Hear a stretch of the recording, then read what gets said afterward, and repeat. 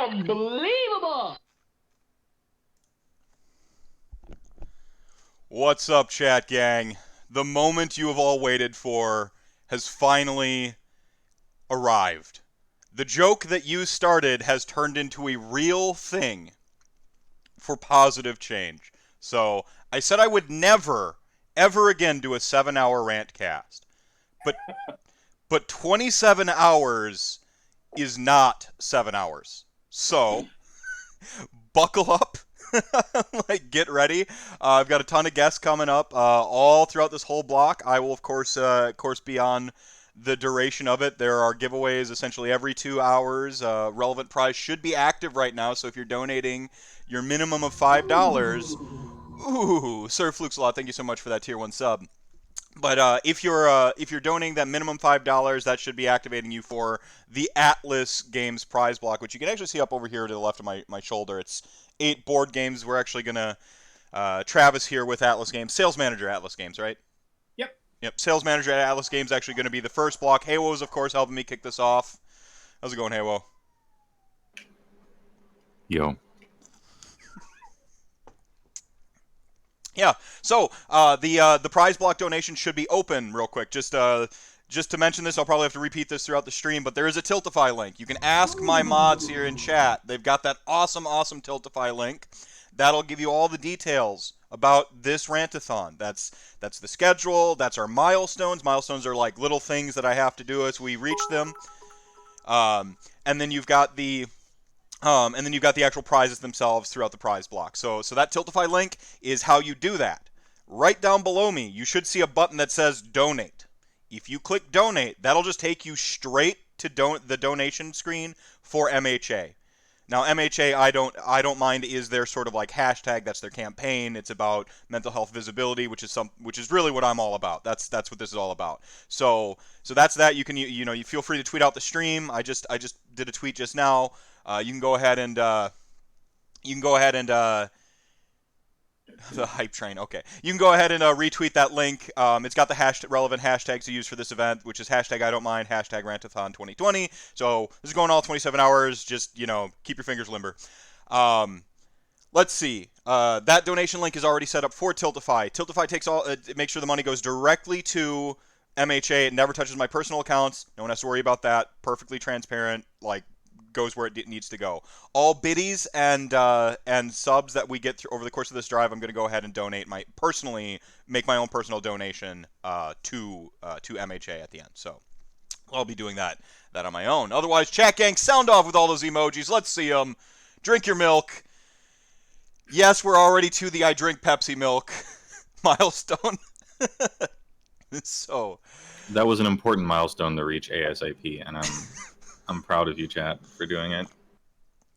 So some of you may not be responsible for it, but you can claim to be responsible for it. And that's the important part. Sorry, was that Travis? I did my donation yesterday in the hopes that we would be making him do a bunch of stuff. Right. Well, we're gonna space out the hilarity, but just as a ooh, I heard another sub come through there. Twitch Prime, thank you so much, Nidix, and Chaos Spawn Wargaming with 100 biddies. Thank you so much for that. Of course, those biddies do go to the cause. Yeah, we already got a bunch of donations.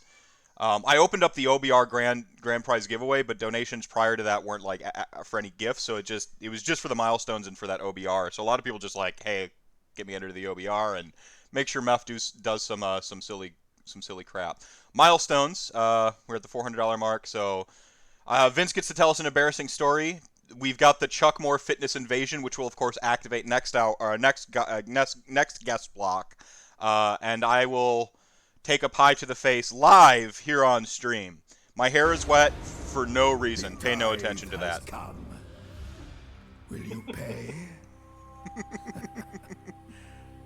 Or will you serve? Well, thank God I don't have to do the fitness thing. That's a hell of an army. It is. The tithe has come. Will you pay? Looks like Aaron Sutton with a $5 donation. Alex Milonis, $5. A donation for a good cause. Looking at you, Cogs and Commissars. So That deluxe edition is worth every penny they donate. right. Will you pay? Noops. $10 Tiltify donation. All right, so I've decided that notification is way too loud and way too long. so I'll be turning that off. All right. Chat amongst yourselves while I do some programming stuff. Is he talking to us, Heywoah? What's up? So what are you working on? Any projects currently? The tithe has come. Yeah, actually, I'm doing a lot of. You're Wait, Ogre Mod Tribes currently, right? what did you say? You run mostly Ogre Mod Tribes, right? Yeah, I run mostly Ogre Maw Tribes. I have Idoneth Deepkin, and I used to have some sort of mixed order that would need a facelift after Cities came out, but I was simply too busy working on Ogres and making shows and stuff. So that's taken the back burner. Yeah, I'm in the process of doing something that I think probably many hobbyists and stuff tend to do every so often. It's like a hermit crab getting a new shell, right? Mm-hmm. So my Beast Call Raiders army was the first army I ever made, and the first like tabletop army I ever finished painting. And you know what? It also kind of looks like it. You know what I mean? All right. So I'm in the process of Will you pay? basically acquiring the whole army again, doing tons of conversions to everything, and like painting it well. And then I'll be slowly selling off the old stuff. So we're ogre hermit crabbing it. Nice. I keep adding little bits of fun allies to my Nurgle, but I picked up 50 of the Boingrot Bounder models, and I'm going to see if I can make a list that is all riders. I mean, I've got to take the 3 squads of 5 squig hoppers, but everything else will be riding a squig, but as many Boingrot Bounders as I can put in it, and that will be my fun, you know, like, I don't intend to win. I intend to race across the board and off the other edge. Oh yeah, the Boingy Boys are some good fun. God, I love those models. Yeah. But right now, with 9th edition dropping today for 40k, I've started doing the Shield Maidens of Fenrir. So I'm doing all-female Primaris Space Wolves. So that's been a lot of fun. I'm really enjoying painting that up. It's been fun. Thank God for contrast paints. All right, gentlemen. Heywoah, thanks for hopping on here to get me kicked off. Anything you want to say real quick before you'll be rejoining us at 2 a.m. tonight? Well, tomorrow. Yeah, I got a block at 2 a.m. But please enjoy Travis's block that I've kind of cut into it for 7 minutes. But I'm happy to share. He intends to demolish the competition, and so it's up to you guys to make that possible. Also, mental health is good, etc. It's pretty important. A lot of people have been, if you followed Twitch at all, in any capacity really, I feel like you don't really need to sell the importance of mental health, because we're seeing the cost of not showing the importance of mental health, especially recently. So, good job. Keep up the good work. All right. Real quick, some clarification. When you donate, you have to click like what reward you want. For the block prize, you need to click that. Don't worry about clicking the OBR prize. That's only for some of the like people who don't care about the block prizes, like if they donated to that block or whatever and they just want to be entered in the grand prize. I will be sure that if you've donated 25 throughout the marathon, you are entered for that OBR. I get a CSV file. I literally just search, highlight, group together the donations real quick, and then so you will be entered for that. Worry about the block prizes. That makes the things easier up front. All right. Peace. All right, later, man. All right. Shave the goatee. Why am I shaving the goatee? Did I miss something? Of course, while I was distracted there by everything else, we had We had some more donations come in. Fluke Skywalker, let's go. $50. Thank you so much. We got Imitation Cheese, Minimum Pants, uh, all with donations. And Shave the Goatee was the name of the donor. Oh no, I don't want to shave off my goatee. I likes it. Anon with a $7 donation. Tats for mental health, baby. All right. All right, we'll check back in with those. Like I shaved the goatee at 3K. Is that okay? I love my goatee. It's part of my look. 3,000, 2,000. 2,000, 2,000, God. 2,000. I shaved the goatee. All right, fine. 2,000. I I shaved have the Atlas Games credit card, so I'm gonna hop on right now. Yeah. Make sure you shave. I didn't mean to make it Anon. 5K the eyebrows go. Come on, guys. Come on. All right, man. So I've got, of course, as I said at the onset, I've got Travis Winter, sales manager at Atlas Games. You also work part-time at Tower Games in Minneapolis. Tower Games is a pretty prolific, like, staple of the community there, too. Like, how do you... Yeah, go ahead. Around for about 10 years. It's had 3 owners. Bob Siebold bought it about 4 years ago. It moved from its original location, and I started here 2.5, 3 years ago. Might be 3 years now. I don't remember. And have really grown the Games Workshop section of the store because obviously Warhammer nerd. So Right. Yeah. But yeah, it's a great little store. I love working here as a part-time gig. It helps with my job as at Atlas because I can see how things operate in a retail environment. You get that realistic, that practical, not just the spreadsheets view of sales, which is something that can oftentimes like lack from the sales position, right? Like, or sales manager position. Yeah, I was actually I was a floor manager at Barnes and Noble for a few years, which is, when you go for English Lit, the goal is yeah. When you go for English Lit, it really just means unemployed, or you work at a Barnes and Noble. So that's what I ended up doing, and I was one of the big. There's actually a picture circulating around on like Facebook and Twitter of me like in my Clark Kent cosplay, because I was one of the big drivers for like a lot more collectibles, and a lot more like comics and stuff like that. Viewing books as collectibles was like kind of my big push, because like there are two. I've actually ported this saying to Warhammer, but there are two hobbies when it comes to books. There's collecting books and there's reading books, and I think that applies to Warhammer as well. There's collecting models and there's playing models. Those are two things, and you got to be aware. And I think Games Workshop most certainly is aware that the collector is like probably the bigger base, really, when it gets right down to it. Collector and casual player outdo the tournament players every time. That's why, like here at Tower, I don't run tournaments because it costs so much money to have a person there, deal with the tournament as an employee, and their buying habit is less. Like I've been playing my Nurgle army, buying little bits and pieces for the last 3 years. I've not donated anything to Games Workshop as far as buying models. Now, on the flip side, I'm also a collector.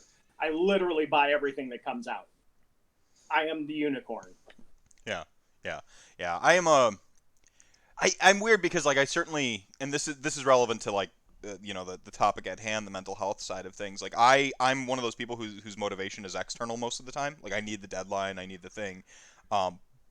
So like I want to play. I'm really a player and a talker. I love talking about Warhammer about as much as I love playing it. Nobody saw that coming. but like with like when I have like an army that I'm like invested in, I'm like I want all of the stuff for this. And on one hand, it's like a little bit of the army hoarder collector side, but on the other hand, it's like the gamer. I'm like, if this ever becomes good, I have it ready to go. And so like I have like the dual mentality when it comes to like my armies. Well, in the Midwest is so hobby focused. Like for your armies, they have to be painted to such a high standard, and the conversions. And I've always picked armies because I liked the model. Like I loved the Blackguard. So in 8th edition, I played Dark Elves with mostly infantry, not shooting, because I love the Blackguard model and the Executioner model. So for me to want to change a model, it takes a lot. And like my Nurgle army, a buddy recommended putting them together with Stormcast Eternals. And I was like, and at the time, obviously, Age of Sigmar was brand new. We were reading about the Realm Quest Wars or the Realm Gate Wars. And I was like, that Torglug the Despised guy turns into a bolt of lightning when he dies. Wait a minute, I have an idea. So it's the first time I've actually really enjoyed customizing models. Before that, it was like, no, I like the Blackguard. They look fine. They're beautiful models already. I don't need to change them. So, yeah, I mean that's an interesting like conundrum, right? Like I love Ossiarch Bone Reapers, big part because of the aesthetic. If you look at my Black Knights, they are samurai. I think you've probably seen my Black Knights. Yeah, yep. You've seen my Black Knights. They are samurai. This is for my my LON army. So like they're already converted to like a Pan Asian like Yama Kings meet samurai sort of like thing. The skeleton's rocking the rice hat. The Nagash has like the more of the like Big Trouble in Little China like super big dome. Like. Yeah, thank you. So like I already had that, like I already moved my undead towards that direction. When I saw the Cavalos Death Riders in that teaser video for like the Tithe like 3 or whatever, like when they were releasing, Maw Tribe's got their one video for Feast of Bones, just one, and then we got 4 of them. Like, sorry, Maw Tribe's players. But like I saw that Cavalos and I'm like, I don't even have to convert these. Like they already had the vibe I was going for. So the struggle for me is like finding models you love, and then how do you put your spin on that? Like, because if you already like love the aesthetic, what do you do? And for me, the answer's been basing and like display boards, because I think like if you love the basic aesthetic of your model, reposes, you don't want to compromise. Like I don't want to do head swaps on these guys. I like the mocking, grinning faces that everyone made fun of. Like I love that. So I don't want to change that. Skeletons with personality, like. Yeah, like that's cool, but you still want to make it your own. Paint how you paint it. Like, it's compensating for those points at a tournament, though. Like if you don't get the conversion points, where are you going to get them elsewhere? Because you're, right. I mean, you just lost 5 points by not converting. So it was a hard. It bugged me, in the tournament scene. But now I got my Nurgle. I'm really happy, and now I can't wait for Malarian to come out. So we've got a bunch of donations that just came in. I'll start with the one from about a minute ago. Cod Piece of Catacross has donated to Tiltify $500. Time to fill out this donation message. Mental health and support are a package deal, which I proudly salute at full mast. Thank you so much thank you so much, Catacross's Codpiece.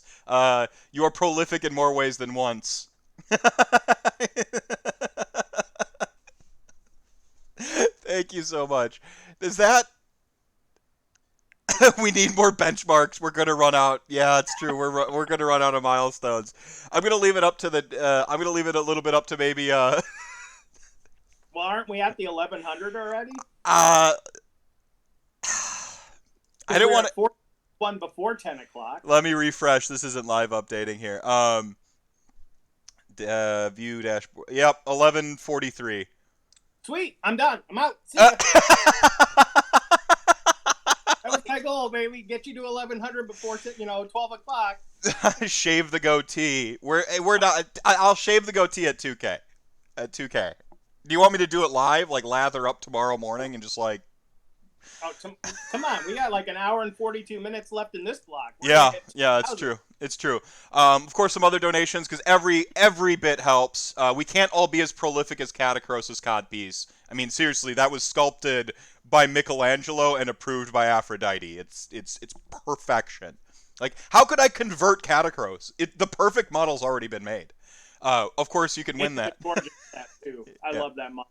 It defies what it even means to be a model. Like we don't get the Catachan or whatever it is, the 40K one, if we didn't get Catacross first, because Catacross said models can be dioramas. It completely pushed the design space. The Catherine Adepta Sororitas one? Is that's the one for the Sisters of Battle? That Yeah. it falls suit, right? Like we can now have really cool dioramas Yep. as a model on the table. Mhm. Like it, I love it. I love it. And It's the conversion potential there is outrageous now. Like you Yeah. can do whatever when you have this like canvas, as opposed to just like a model. You have like a full canvas. But real quick, we got a bunch more donations coming in. I want to make sure I don't really miss anybody, and if I do, I'm really sorry because y'all are hyphy up in here. Rocco G, 25, great cause. Mental health is very important. Minimum pants we already covered. Dr. True, yay Travis, $5. Just got $5. Possum, $5. Mr. Ramcheck in the house with 25. Alex Langer, can't support this enough. Much love to you and my convention tournament dad, Travis. Alex Langer. When we tell the embarrassing stories about Age of Sigmar, all of mine have to do with Zig. Alex Langer. Yeah. And then Benji's got a $10. Travis, you are awesome. So thank you so much for those donations. We have shattered the milestones.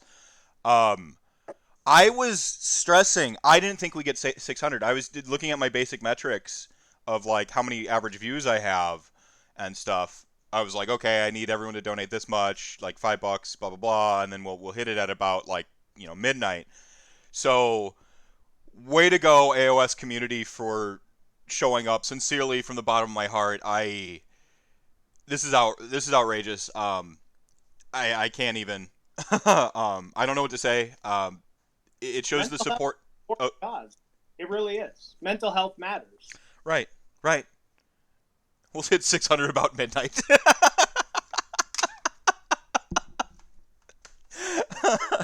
Oh my.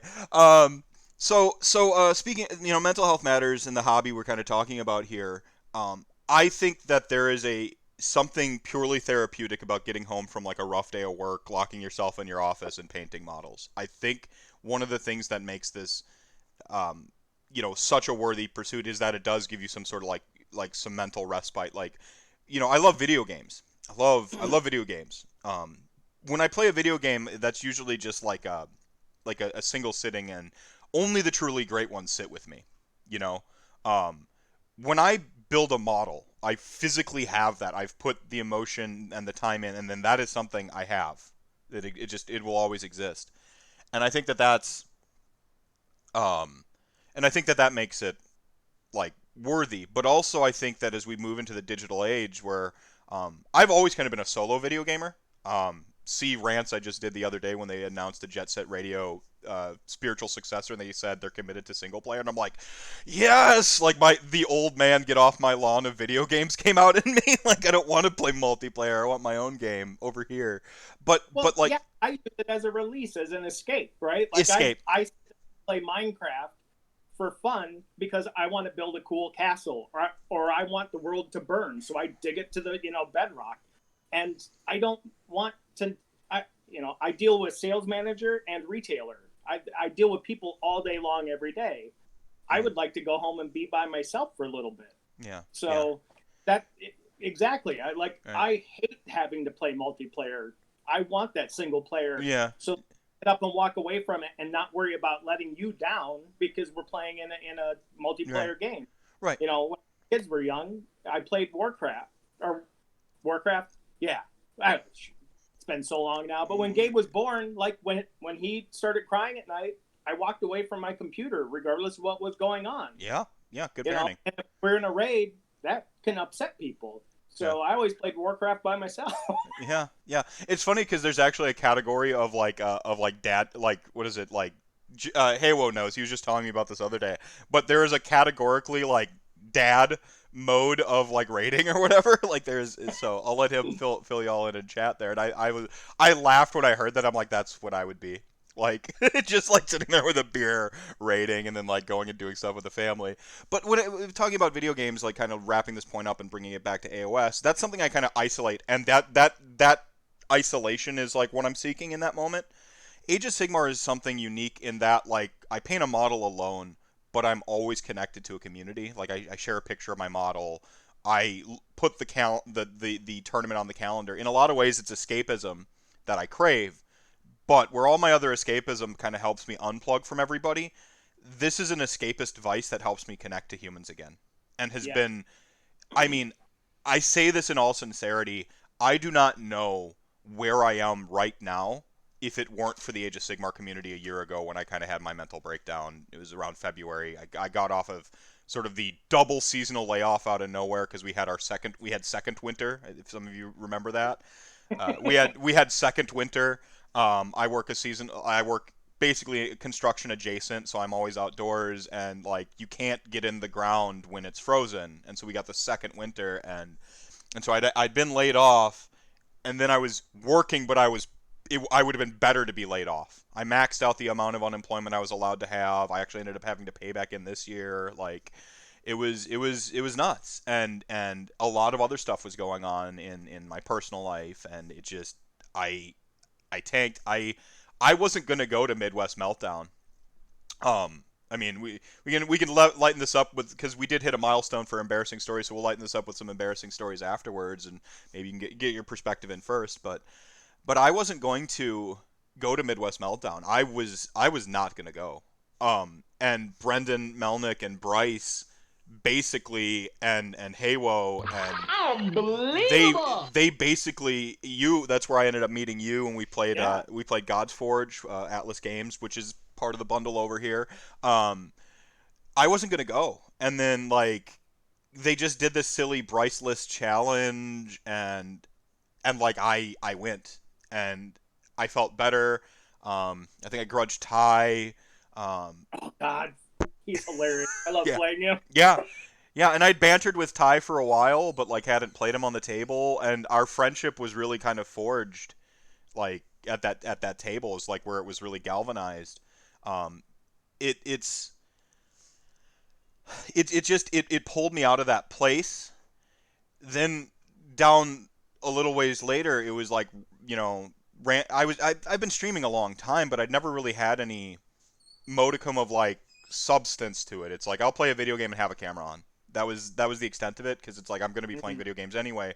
And I really do love streaming to an audience, because for me, talking about video games again real quick, and even, AOS, the community aspect of it, even in video games, is like what I like. And that's where Twitch fits in. I talk about the single player experience. My favorite memories are going over to my friend's house and watching him play Mega Man. And then like when he dies, handing me the controller, and then I play. And so you have this. Like I could do things in a video game. Like when I played Fallout 4, it was like, where do I find this? And just find it on Twitch, YouTube, and figure stuff out. So. Yeah. So, Shack Smash, $100 Tiltify donation. Thank you so much. Travis Huber with a $5 donation. That's of course Kicker there in Chat Gang. And Christian Ware with $5. So thank you so much for all those donations. Yeah. So like, I mean, the games helped. I adopted early on that I was going to be visible with my mental health when I started making Rantcast kind of on accident. It was just like OBR comes out, and I'm like, hey, well, let's go talk on the internet. and then I had like a fixed like this like sort of drive happened where like I had like something to look forward to every week, talking to new people in the community, like, Chat Gang formed itself. I don't know if y'all know this. I didn't come up with Chat Gang. You did. Like, you did. Big ups to Frank and Brendan and stuff, but like that was like there was no sub club for subscribing to me. It was just like, oh, thanks for the subscription. Now it's like, welcome to Chat Gang, and you don't even have to subscribe. You're here, you're in Chat Gang, like like welcome. And all that sort of inclusivity and stuff that happened, it just, I don't know, it's helped me a lot. Of course, there's sometimes when you need extra help. That's what Mental Health America is about. They've got like crisis lines and stuff like that. So and just like doing community resources, so it's pretty great. That's my soapbox moment.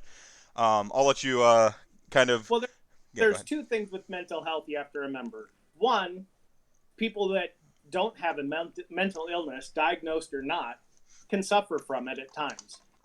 Like this pandemic has been soul crushing to me. When Minnesota shut down for a month, I did not get to see my friends who come into the shop. I didn't get to see my office partners at Atlas Games. I didn't get to see them. And anyone who goes to a Warhammer tournament knows, those of us from Minneapolis, we're all huggers. Like, we love people.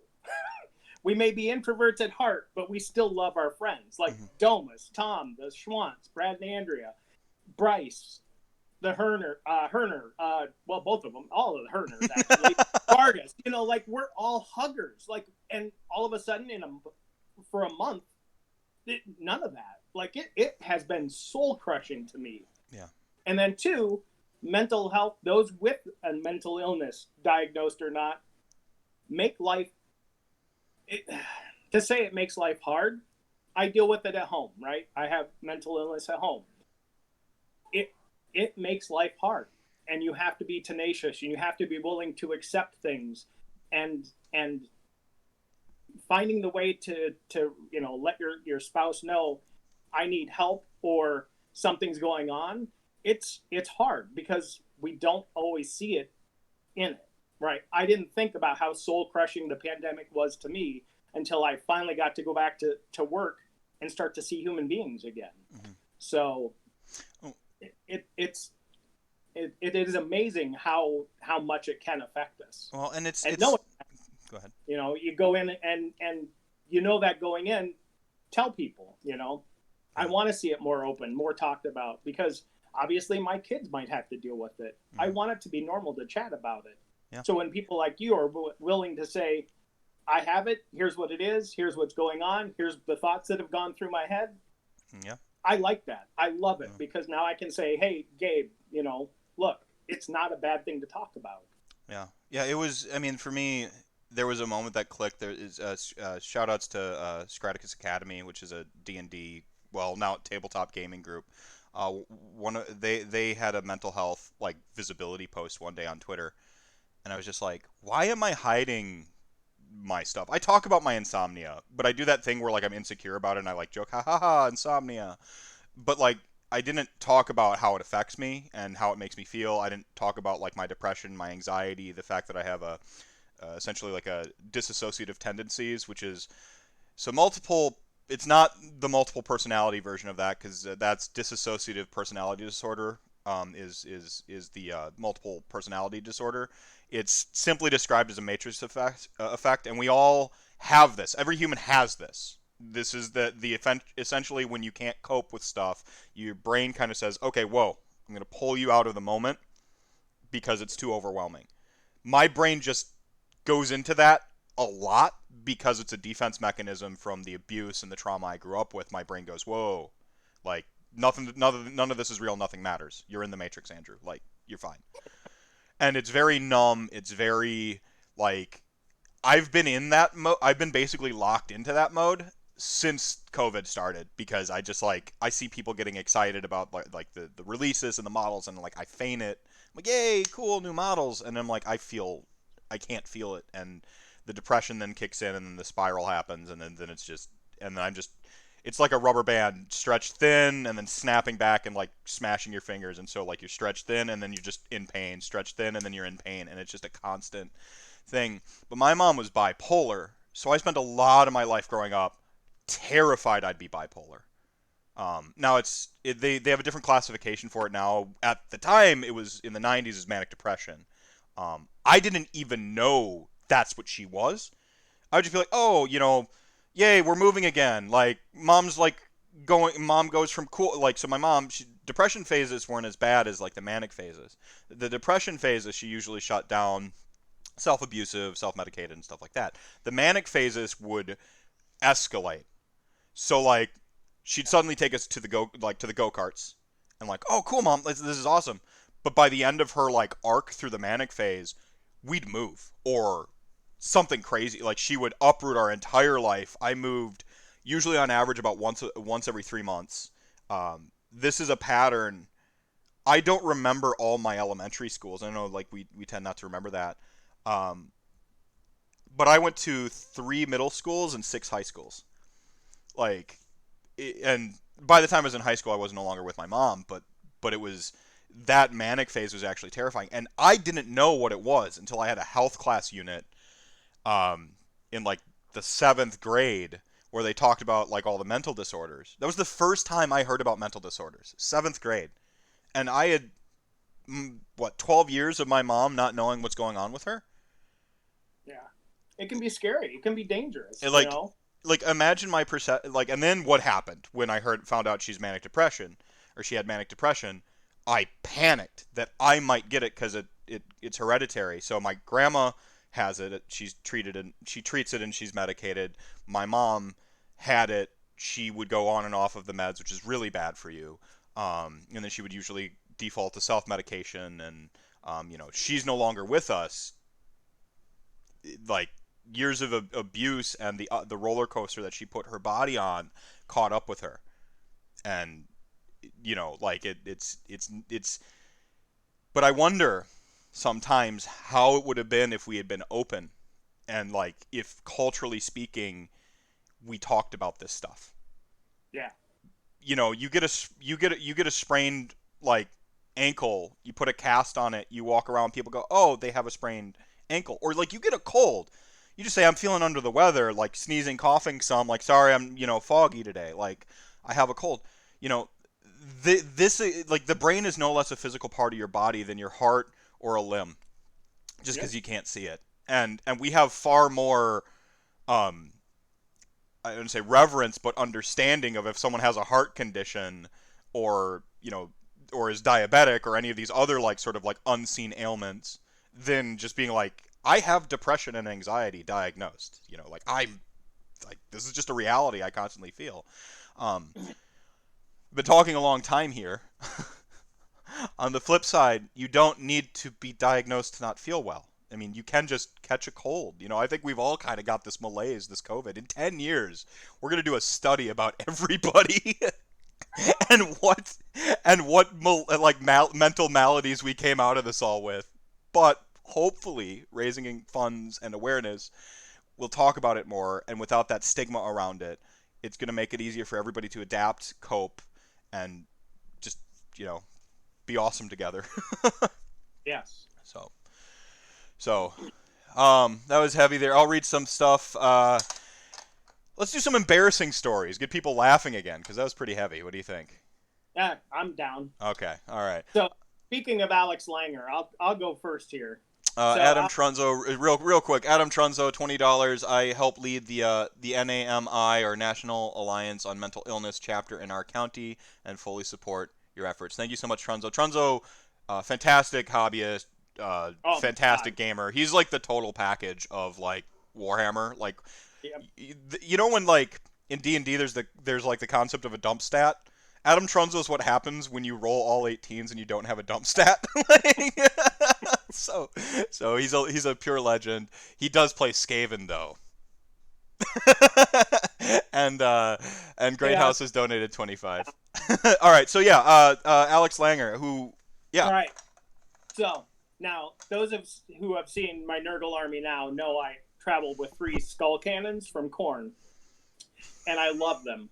It took a long time to figure out how to use them. I was trying a Blades of Khorne army, and Alex was playing the Night Hunt before they were Night Hunt. What were the ghosts called? The Hex Race. You got Grimghast Reapers were the ones that everybody hated. Well, no, it was before Night Hunt. It was the Malignants. Oh, okay, yeah. The box of the Malignants. Yep. So he's playing basically Night Hunt before they became Night Hunt, and he's got his entire army and 2 Morngul back when they were good. His 2 Morngul wiped out 2,000 points of Khorne by themselves. To the point where I wanted to flip the table. And bear in mind, Alex is my son when we travel. So tournament dad. He's my son. I am his convention dad. Oh. I wanted to flip the table and throat punch him so bad. Yeah, 2,000 points of Khorne wiped out by 2 Morngul. Yeah. I remember when I was first getting into AOS, there was it was just GA Death and Flesh Eater Courts, right? And Tomb Kings were around, Yeah. right? I walked in. It was interesting listening to like the 5 years of AOS stuff because everything I walked into suddenly made sense. The hate for Tomb Kings, why like there was like always threads about like just mad at Tomb Kings, like people about Nurgle and KO. I didn't even like I knew Clowncar existed and I knew that KO had been changed from its book, but I didn't understand really like what that meant and how different that was for everybody at the time. You know, and the unease and some of those things. But I remember one of the first armies I saw was this like Mardi Gras like Grand Alliance Death Army with like the Morngul who like had the like the Plague Doctor masks and stuff like that, the super bright colors, like or maybe it was a Vargulf. Yeah. Anyway, it was these like this awesome like Mardi Gras Grand Alliance Death Army, and I'm like, this is the coolest thing ever. I'm so happy I'm here. Like, but yeah, so chat gang talking about stuff. Incantabot is back. You'll notice he'll be dancing for you all throughout the marathon. And I mentioned kind of earlier that the gaming I think is awesome in that not just Warhammer but tabletop gaming. I think it's cool because in this digital age we feel like disconnected. It's great because in COVID-19 I get to talk to you in Minneapolis from north of Milwaukee. Unbelievable! Right? Unbelievable. Thank you so much for the follow there. I get to like talk to you, and I'm going to talk to AOS Coach later, and he's in the Upside Down, and that's really cool about technology. But then you still kind of feel like a little bit of a disconnect. I think that's driven us back to the table.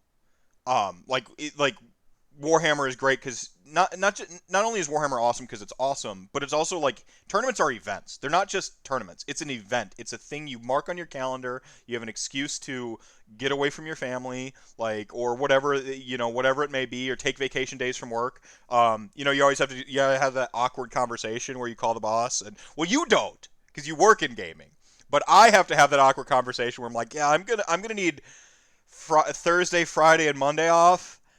Oh, I'm going to Chicago for the weekend. And I just let you like kind of evade why. And then if they ask, oh, for a tournament. And then if they pry, then you're like, oh, you ever watch poker tournaments? Kind of like that. Like, I push tiny plastic bottles around on a table while drinking beer and someone across the room shouts wall like an orc. But you actually, You have like as we mentioned, sales manager of Atlas Games. Like you do board games. Where do you think we've seen? When I was still like a games journalist, video game was kind of like the titan of the entertainment dollar. This is like a thing that in sales is that what you technically call it, or is it? Do you even have a concept of it? I wouldn't have a concept of it. I think video games are still the king, right? Like. Yeah. We're never going to achieve those numbers. No. I mean, it's push button, receive bacon, right? Like you hit the button, instant gratification as a video game. Video games are fast food. I love a Big Mac, right? But I can't subsist off Big Macs alone, Right. Tabletop games are more like eating your delicious veggies, like they're. Steak at St. Elmo's Steakhouse in Indianapolis. Come on. Yeah, there you go. But yeah, like but when I was doing like the games journalism thing, we had this concept of like the entertainment dollar. The entertainment dollar is like you're gonna go buy like a sports jersey, or you're gonna go to like a basketball game, you're gonna go to a Warhammer tournament, you're gonna buy some models, you're gonna buy a board game. I had to do this like real rigorous research about like the entertainment dollar and where it's like best applied. It is actually tabletop gaming, and what I found in my research was that tabletop gaming, including CCGs. So including Magic the Gathering. Yes, thank you. You broke it. Where are the mommies? Yeah, it sounds like he's swearing all the time. 2-year-olds just sound like they speak in profanity. Go find the mommies. My young first clear word was shit. Such a proud moment at the doctor's office. Molly's was that some good shit? Because when her mom would feed her, her mom would go, that's some good shit. And so Molly's first, like, phrase besides the basic, like, vowels was, that's some good shit. Or good shit. Love it.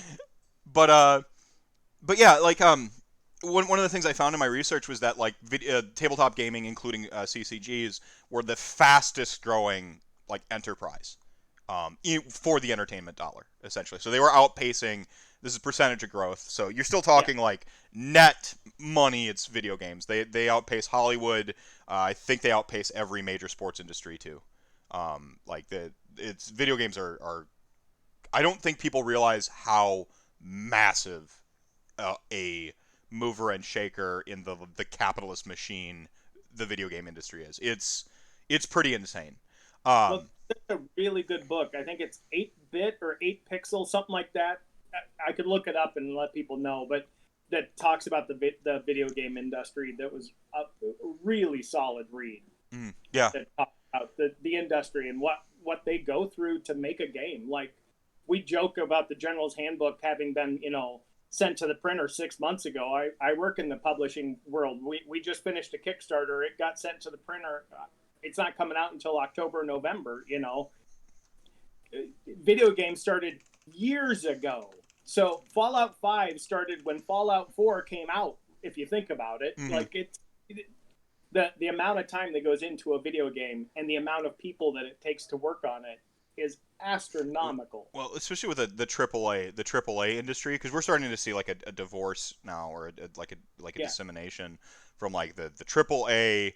You're The Last of Us, right? Which is crazy because Naughty Dog used to be like one of those heartfelt indie companies, and they just like, I think some of the dissonance people feel in the new game is that like they used to be like just a much smaller company, and they've had to have some growing pains. They've had to outsource some work because that's what you're talking about. Like, these companies are so huge for video games now. It's 1,000 teams of 1,000 working on Assassin's Creed, and they start the next one like as the first one's going to print. Like, it's crazy. The lead times are like the crunch we know about. Like, it's not just in the tech industry. Like, the GW had a crunch too. Like 12 battle tomes. Rolling out 40K. I assure you, they were working on 40K when they were working on all 12 battle tomes. Like, oh yeah, for sure. Like, so like that's the thing. But with video games, like, I think people are a lot with board games that drive back to the tabletop for the more intimate connection. Is driving like that entertainment dollar. I pay $60 in a box of like Mortec Guard. I have 20 Mortec Guard in a box of 60. I have hours upon hours of the hobby, of the painting. One of the things. You get to play with them. Yeah, and then I get to play with them, and then conceivably years of enjoyment. Now, like I said, video games out there are ones that are like that for me. Like, I play Alan Wake every year. In October, by the way, there'll be another marathon. But that'll be a little bit more of my video game side coming out. I still like get an enrichment from that game. I walk away from the game thinking about how I played it and what. But those games that stick with you, are so few and far between. I still have flashbacks to the first time I played Max Payne and how I was always waiting for the other shoe to drop because it has some very serious like horror elements to it. It's a very like creepy, weird kind of like game. I was always waiting for just like the boogeyman to show up and like crazy stuff to happen. I still think about that atmosphere. Or BioShock, the first time I played BioShock, and how like just utterly like affected I was. I actually have right here, you can kind of see it behind me over my shoulder by my hammer. I have the BioShock shot glasses that have all the powers that you have from BioShock. So like like the first time I played BioShock, like you have those lasting effects, but like with like a board game, and now I'm moving more towards the board game away from Warhammer, like you get a memory that is a shared experience that you carry with you. Yes. Right? That you'll talk about, just like when we're at a Warhammer tournament, right? We'll joke about things that have happened years and years ago. But because it happened with other people there, it's a shared experience that brings us all together. So Right. And from like I think the entertainment dollar being applied is like family activity too. Like playing games with your family is where like the board game. I can't sell my family on Warhammer. Okay, Colin and Lily are both interested, but like I can't get I can't get Molly into Warhammer. I should rephrase. but she loves board games. Like Exploding Kittens is like kind of one of the games around our house. We just picked up Koi, which Smirk and Dagger. Oh yeah, beautiful game. Yeah, we picked up Koi. It looked like it went out of print, so like we had to buy it. Or I don't know if it went out of print or just went on back order. What you know the game industry a lot better than I do. But If anyone has seen the Games Workshop website, all that stuff that says "email me temporarily out," that's what happens in the board game world too, right? We print 10,000 copies of a game. All of a sudden, everyone orders it. 10,000 copies are gone. I send a print run to China. It's going to be 4 months before I see it. So It's not out of print. We call it out of stock. I mean, because it out of print means I will never do that thing again. Right. Yeah. Okay. Thanks for clarifying. Whereas out of stock means, yep, I'm just sold out right now in my warehouse, but I've reordered it. It will be back in a few months. Yeah. In this world, everyone needs that game now.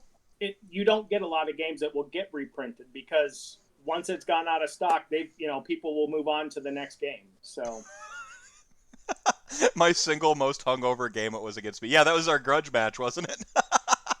Thanks, Mr. Reliable. It's of course Alex there.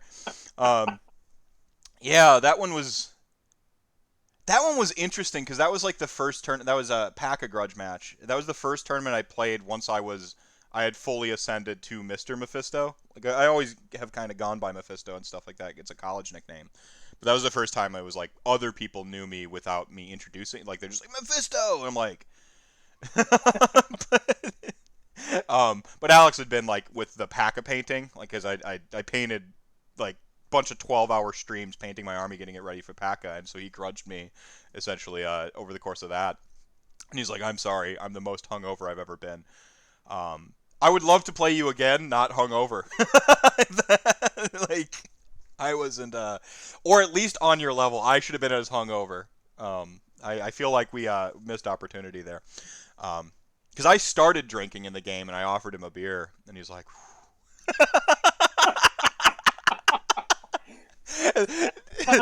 "This is now a embarrassing stories about Alex stream."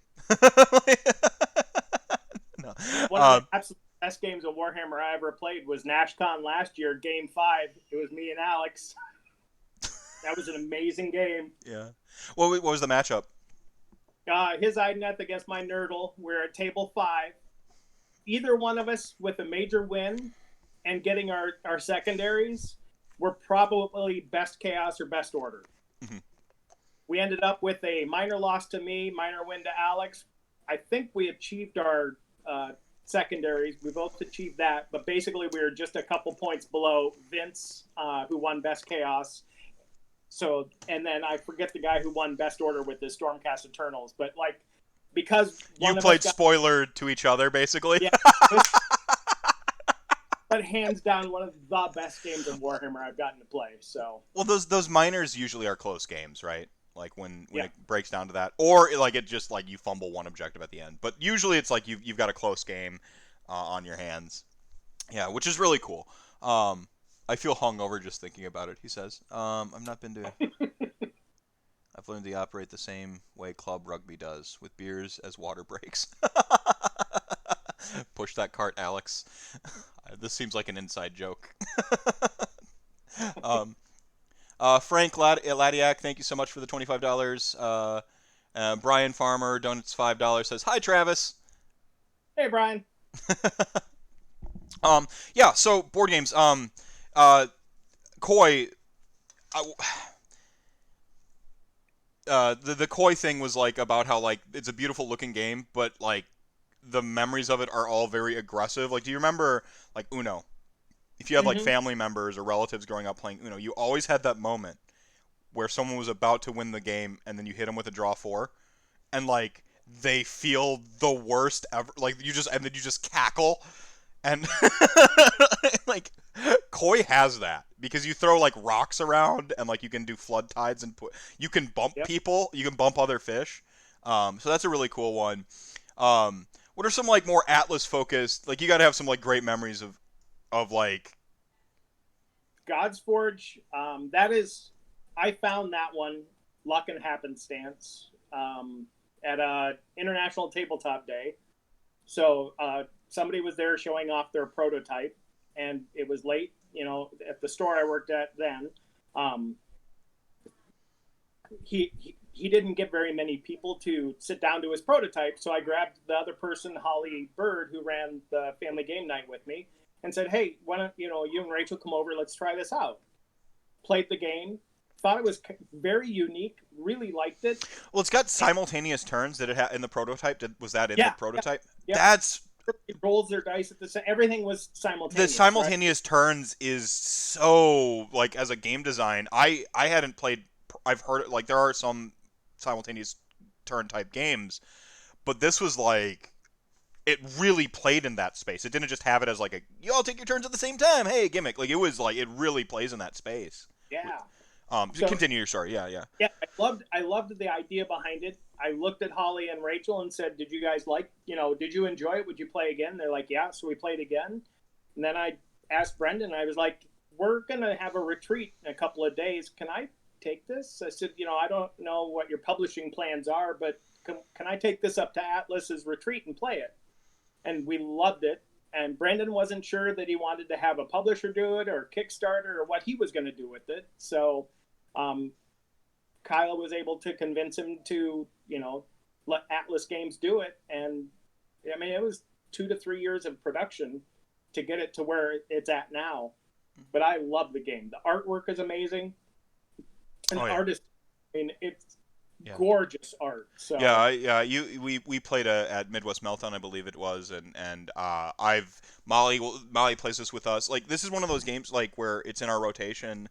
And it's not hard to teach other people, which is super important. Like once you wrap your head around that everyone's doing the stuff at the same time, because sometimes you have that like inborn moment where like someone will like we haven't had guests over for game night in so long now, but at some point like someone comes over like they're kind of waiting for their turn. You're like no like you do right, and then and so like getting people to kind of adjust to that. But then once you do, it's like everyone's in on like the investment in the game moment is so strong from that sort of community playing and trying to destroy each other. And I always, it's hilarious. Like if everybody dies at the same time, whoever's left in the game, I'll say whoever's the least dead is the winner, right? Right. Because there's more of you to send home to friends and family, and everyone's like, "Oh, is that in the rules?" I'm like, yeah, yes, Kyla put it in the rule book. It's right here. I love that. I love it. Well, that's that personality and charm, like adding those little things there. What was it? Gosh, what board game was I reading the rules for?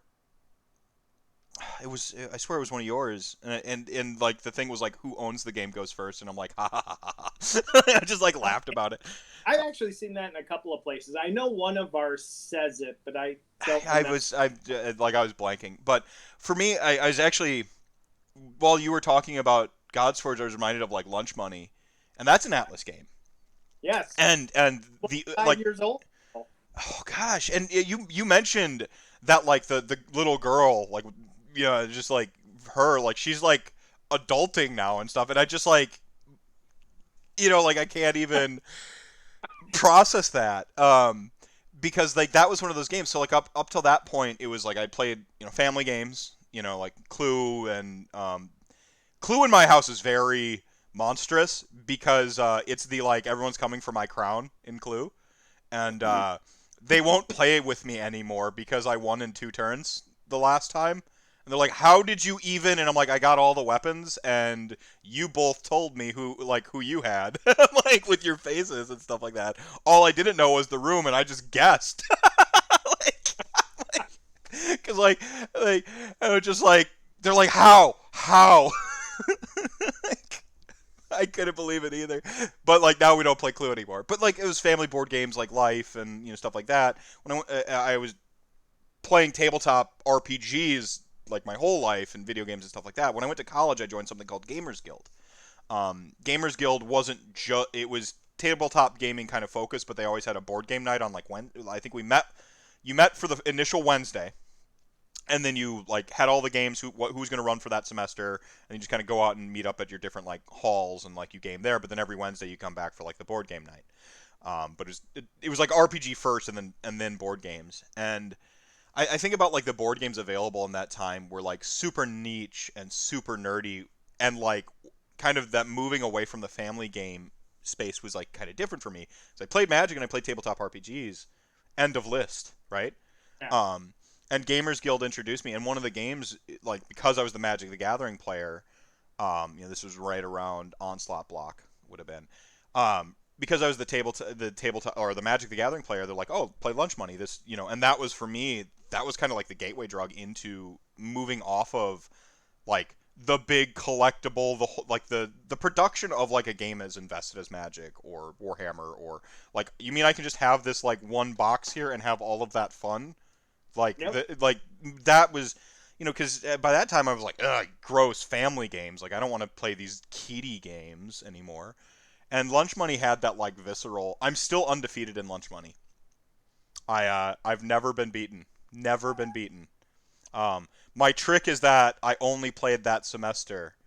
Won everybody, and as someone pointed out, like they're like, Andrew, you have a win streak of like 20 now, and I'm like, I gotta walk away from the game on top.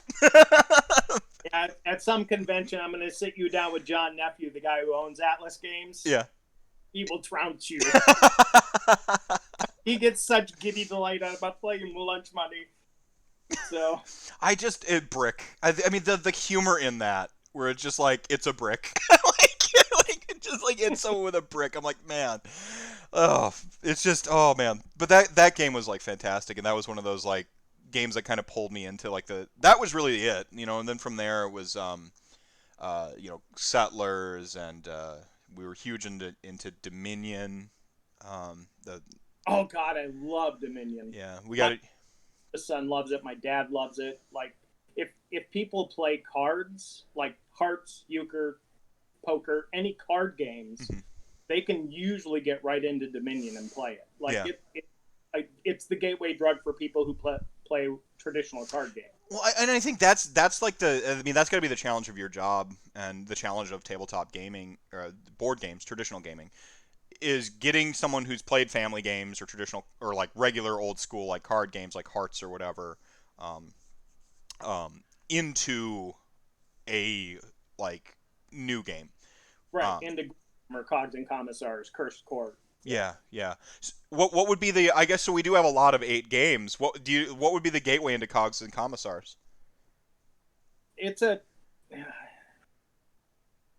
If you like Lunch Money, if you like Take That card games, yeah, it's almost a deck building Take That, but the deck building is done already for you. Okay. But it plays similar to a deck builder, where I have cards, I use them, I put them in a discard. When my card pile runs out, I just shuffle, start back into that deck again. So you've got that circle, kind of like Dominion, right? You build a deck, you just kind of circle through it, right? Mm-hmm. That's what Cogs and Commissars is. And it's set up so that you can win without, how like a lot of Take That card games, you're right at that cusp where you're going to win. Mm-hmm. And then everyone piles on you.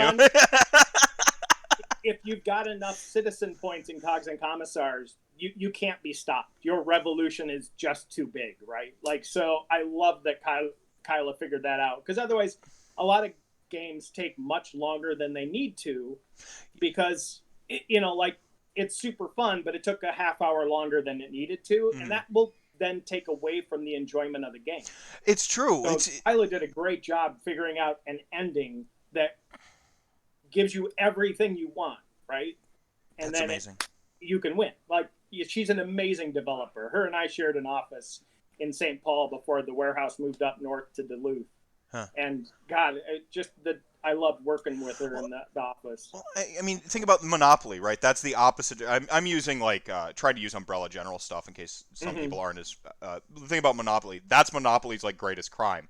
The big FU moment of someone landing on Boardwalk with the hotel is amazing, right? But you still have to like run them out of their money, all their property. They put their property into mortgage, and it was like it drags on. Even like something like Twilight Imperium, where you're like that that grand strategy RTS style, where you're like, this is all like. I hope you have a weekend if you're playing like it's a 12-hour commitment. Yeah. Yeah, and I'm like that's cool, but like if I got 12 hours, I'm probably playing Warhammer. You know, like so you finding that niche spot, like you sent the what is it story what is this Once Upon a Time is in the lot as well. And like I was reading through that, I'm like 5-minute games, this is like the bedtime game. Like Oh my god! I Once upon a time, I used it at Barnes and Noble because I did the story time for kids, and I would give the kids each a story card. You know, and they're all preschoolers, right? You know, you've been at a Barnes and Noble. yeah, kids night was our most successful night. They don't need to read. Look at the picture. Tell me a story. Yeah. And just having a bunch of 3 to 5-year-old kids tell you the story based off of pictures on a card, and then I would tell the ending. I loved it. It's an amazing game. Yeah, and Colin's like lately now, it's his incentive has been if he gets his schoolwork done because he's everyone's homeschooling, right? He does have we do have him in summer school because he's been a little bit behind on his reading. So it's like, well, now it's like he's going to be further behind, crazy. But so we're trying to make it fun and interesting, and so like it's if you finish your app time that you have to do, then we'll play a board game before you go to bed tonight. You know, and so it's a lot of times it's been like Jenga, One Night Werewolf, because that's like real quick. He knows how to play Koi, and the first time he played, I assisted him for the first couple turns, and then he destroyed Molly. It was hilarious. She's like, so there are like, oh, this is one of your games, right? That's like a phrase in the house when like I'm excited about a board game. So if I busted out Cogs and Commissars, I'd be like, oh, this is one of your games. Okay. But like the real spoiler is games that Molly is great at are her games. And so like Koi is her game. Exploding Kittens, she's like kind of the reigning queen. I swear she's stashing cards on her at all times, like just at all times. If you run into like at a convention, like you better have her empty her sleeves. Like she just carries around extra taco cards and shit. Like I swear. But that's her game, and it's interesting though because like Colin's like getting into them and he's showing such an interest in like in gaming and board games, and I think there's just something. Like I said, he's a little bit behind on his reading, but like he gets the context of a game really well. I don't know if we've done studies on like kids and just like understanding, because like Koi, it's arrows, right? The story time, like you said with the pictures, like he gets it. So Yeah. we've been playing that now before, but he gets it. Like he just like I've had to. One of the where me as impatient as a parent, I get frustrated having to always read the games to him. So it's like if I'm I'm on a 12-hour workday, I come home, like by the time I cook, eat dinner, it's past bedtime for everybody, right? Like it's for all the kids. Well, I work 2 jobs, yeah. Yeah, and it's like I don't I don't see my kids during the week, right? Like, yeah. Tuesday for Boy Scouts, that's about it. Yeah. So Yeah, and then think about what games teach people, though, right? Like, very simply, math. We have to use math to play most games, no matter what the game is. Okay? But it also teaches abstract strategy, abstract thinking. There is so much that these games teach us that we don't get out of a video game, right? Right. So, Yeah, it's sort of the web of thought, like instead of like Yeah. a linear when it comes to like a board lot of games involve reading. Once upon a time, it's creative storytelling. But also, how can I take the story away from Andrew and get it back to Travis so I can get that story finished? Yeah. So Once Upon a Time has been really cool in our house, so I really appreciate that. That's been really rad. Anybody, kids, like my kids are 12 and 14, right? Like I can still recite the Gruffalo for you if you would like. Like that's how often I've read that. So when I realized I could make up bedtime stories, dealing myself about a dozen cards and an ending card out of Once Upon a Time, and it was a different story every night, godsend. Yeah. Yeah. Right on. Got a couple donations came in. Bryce Schultz says, "I love you, Travis." Donates $5. And W. Soren, the Mad Lad himself, donated $5. So remember when you're making those donations, and I'll give it a once over before I do the giveaway at the end of here to make sure that every $5 I see, I'm just assuming you probably wanted to be entered to win this.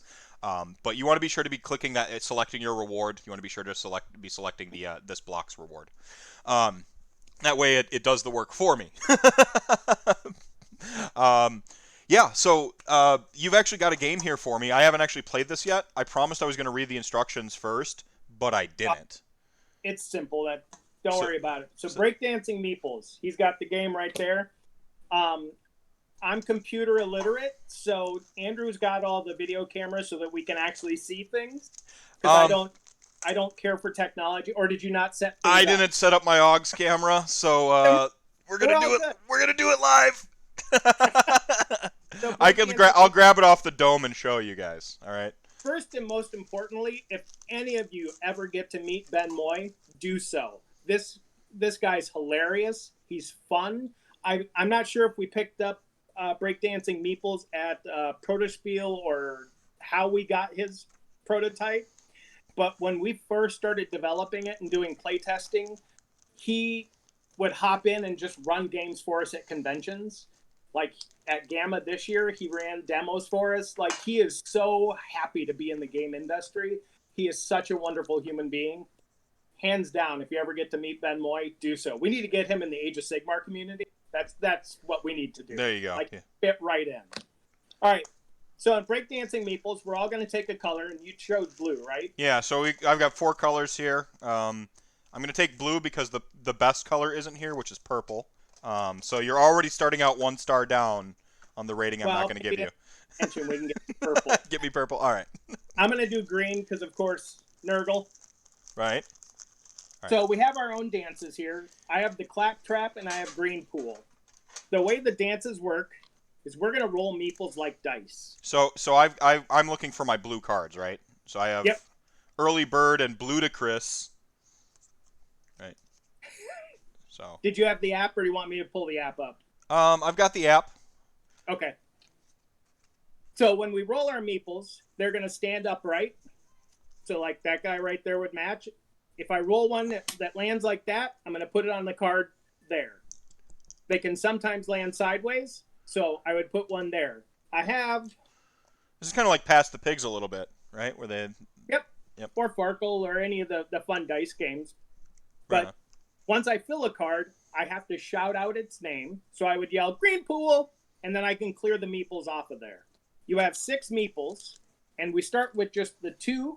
And then in the next round, we'll add another dance. And the next round, we'll add another dance. Okay. So we've got the head-standing meeple. So he's kind of cockeyed. Mm-hmm. Any meeple that's flat on its back is lazy. Can't be used for... Can't be used for, I'm sorry, what? Anything. Anything. Lazy meeples don't count for any of the dances. So what? You'll see numbers at the bottom. That's how many victory points we're going to get. So once I get Green Pool done once, I'll put a cube over the 1. That signifies that I've got that point. When I get Green Pool again, I'll put another cube. And if I get Green Pool a 3rd time, I'll put the 3rd cube. We play in 1-minute rounds. So realistically, this game is about 5 minutes long. Okay. Are we playing simultaneously, or would you go, I go? Yep. Okay. Yep. It's another one of the simultaneous ones. So when you say ready, set, go, and start the timer or start the round, did you pull up the app? Oh, sorry. Here, got the app. Next to my Tokaido app, we got Breakdancing Meeples. There we go. Touch to start, and then pick your crew. So I would pick my blue crew here on the app. Yep. So, I got green. And you're green, and then I can continue. Correct. And then it'll say start. So just a big start, green start button shows up on the app. Looks kind of like the Inception button. Yeah, we're really hoping Staples doesn't come after us. All right. So 3, 2, 1, start. Oh, it's going to say 3, 2, 1, start. Go. Okay, they both landed flat. So they're lazy. I don't do anything with them? Not both. Roll all 6 of your meeples. Oh, okay. Claptrap. Nope. Okay, so like I've got different... I need him on his head and him sideways. So I got early bird, and then do I re-roll them? Crap again. So I re-roll like what's left. Yep. So Now, and clear off. If you clear it, if you get both of the meeples on there, pull everything off of there. Okay. Because you can score it multiple times. Okay. So I put my score on it. I see. Yeah. Okay. Okay, I'm getting the hang of this now. So I need a dude to stand. Just stand straight up, you jerk. Early bird. No. There's one. Green pool. Early bird again. Oh, dang Are we it. done? Yeah, we're done. The record scratched and everything. All right. So now we go to the scoring part. Okay. And let me know when you're ready for my score. All right. I put the little squares on my card each time I scored it. So I got you 1, go 2, 1, right? Yep. The app will actually keep track of our score. Okay, as well. so I hit continue. Yep.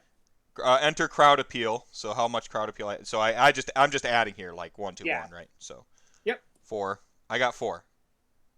And I got 6. Okay. You're ahead by 2. Yes. So now what's going to happen is we're going to add a dance. Okay. Traditionally, as a group, we would deal out the number of cards equal to the players plus 1. Okay. So these are the purple cards. The rest of the deck here. Yep. Okay. So here's your choices, Andrew. And then you can just go through the deck and find it. Okay. And the lowest score will choose first. So you get to pick a third card. I'm looking for anything that says chat or gang in it. Hang on. You have to choose 3. Oh, from those 3? Yep. Let's go with house party. All right. So you took House Party. I'll take this one, the Turtle. Turtle. All right. So clear off your scoring cubes. Okay. Scoring cubes are off. And then you'll... So now I have early bird and house party and ludicrous also still in front of me, right? Yep. You'll have 3. Okay. So I have 3 in front of me. And we may have had 3 to start. I haven't read through the rules 100%. Yeah. Reading's unimportant. Yeah. So. As long as you're consistent. That's also a Warhammer trick for you. As long as you're consistent, just rule it the same way. Yep. Remix phase. Deal 3 new cards, then choose in this order. I picked one. Yep. And then you picked yours. Continue. Round 2. So this is going to give us our 3, 2, 1. Yep. 3, 2, 1, go! Let's go. You gotta tell me when to start. It said go. I'm cheating. Everything's coming up, Mephisto. Oh, come on. Lazy bunch of... So if they don't do the thing in my group of 6, I scoop and re-roll again. Yep, scoop and reroll. So they're all lazy. I got Turtle.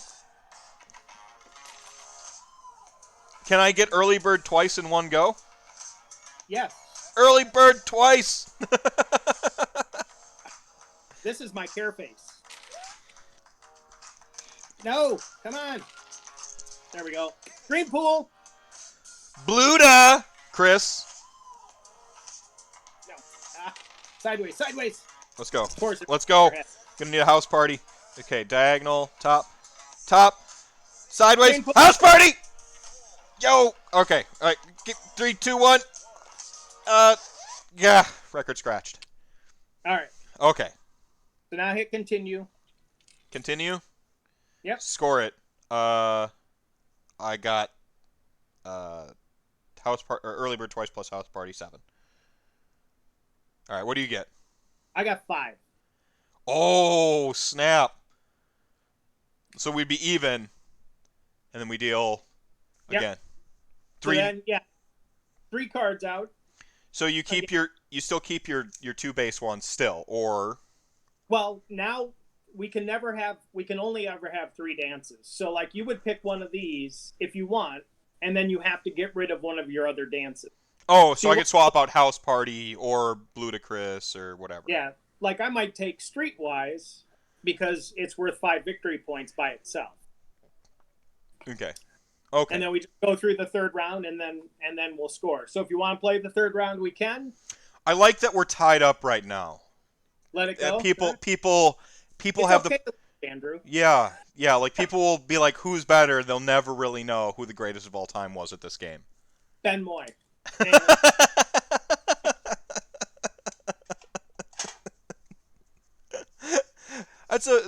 See this one.